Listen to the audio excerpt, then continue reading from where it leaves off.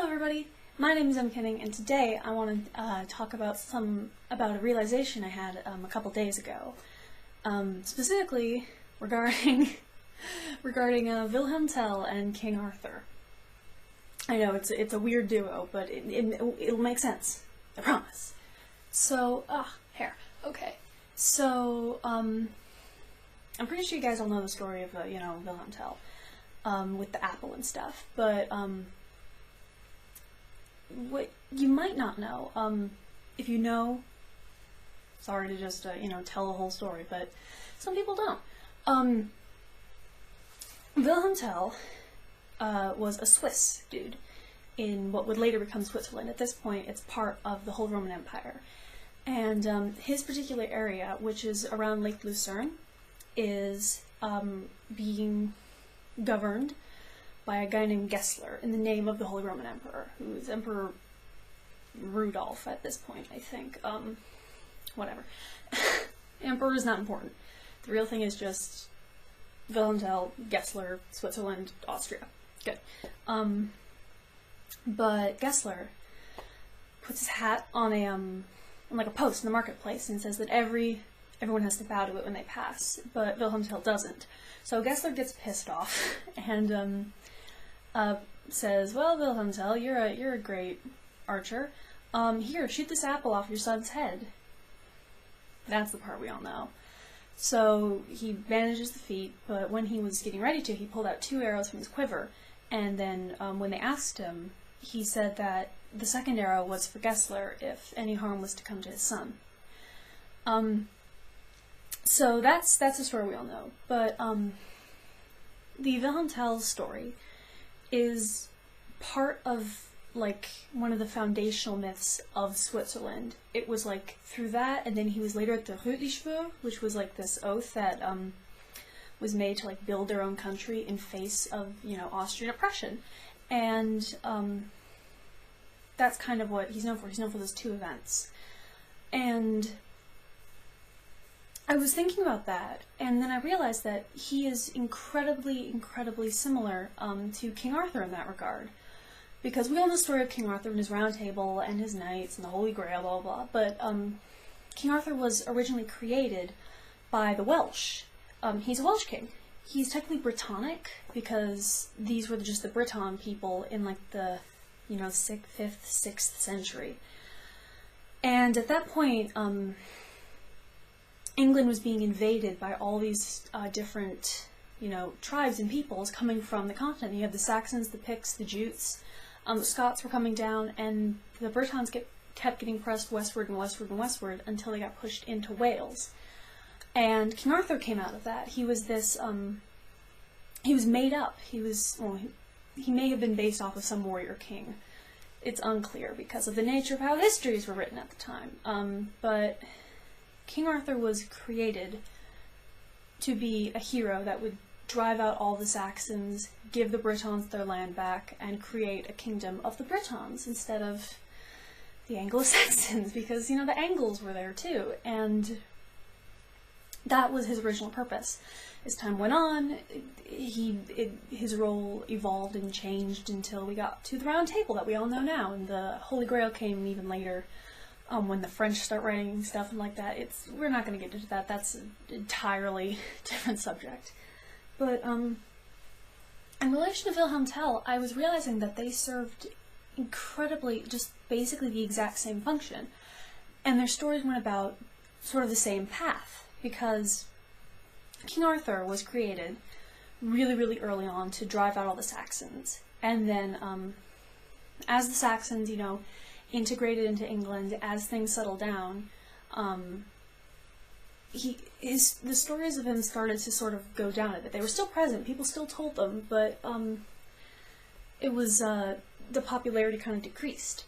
But then fast forward a couple hundred years, 1066, when the Normans came in and we had the Anglo-Norman invasion, popularity of King Arthur just skyrocketed. Everyone was telling stories about him because the point was that King Arthur was going to send out the invaders, and there was a new batch of invaders in England that needed to be sent out by King Arthur. So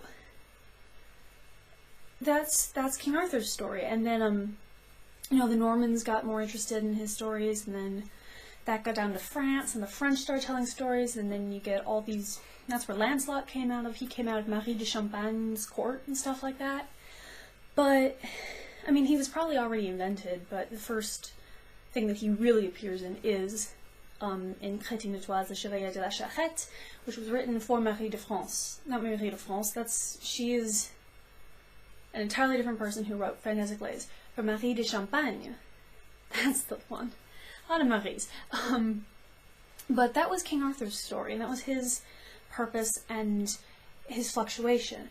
Wilhelm Tell had basically the exact same thing. He was created as a story of driving out the oppressors who were the Austrians. And then, you know, Switzerland became its own country in the... Sorry, I had to wake up really, really early today. Apologies.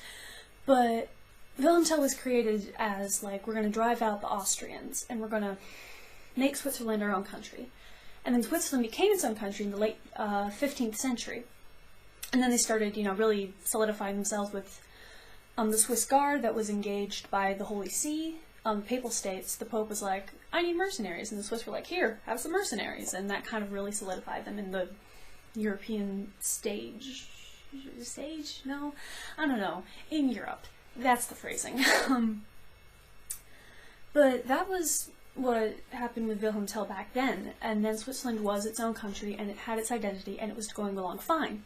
Until the 19th century, when Napoleon came in and invaded Switzerland.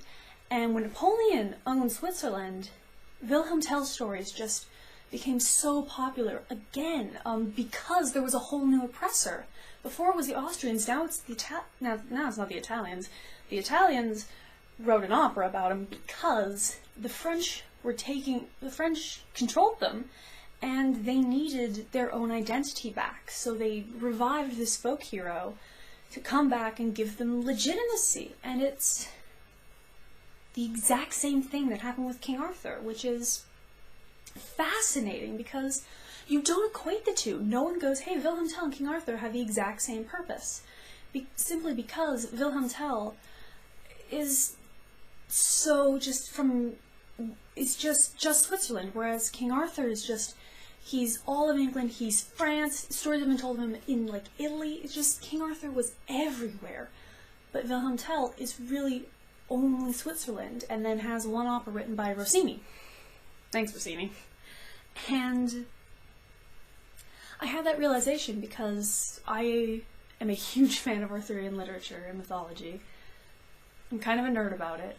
And I was researching Wilhelm Tell for reasons, because one of my favorite pastimes is just to research and learn things, which is, I love doing it. It's obvious, it's usually very, very useless things in the long run, but I made that connection while I was, you know, reading about Wilhelm Tell and his story and his resurgence of popularity throughout Switzerland, and it struck me, and I wasn't exactly baffled, because it makes sense. It makes perfect sense as to why these two would be, you know, the same. But it's something that no one had ever pointed out to me before, so I never thought of it. But once I made the connection, it just made perfect sense.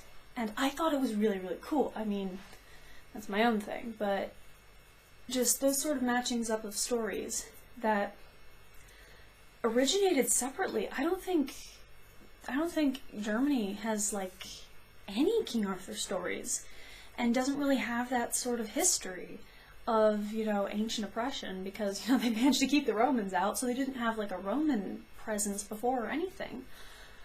It was entirely born out of Switzerland for the exact same purpose that King Arthur was entirely born out of Wales, which speaks a lot to the purpose of a folk hero, I guess.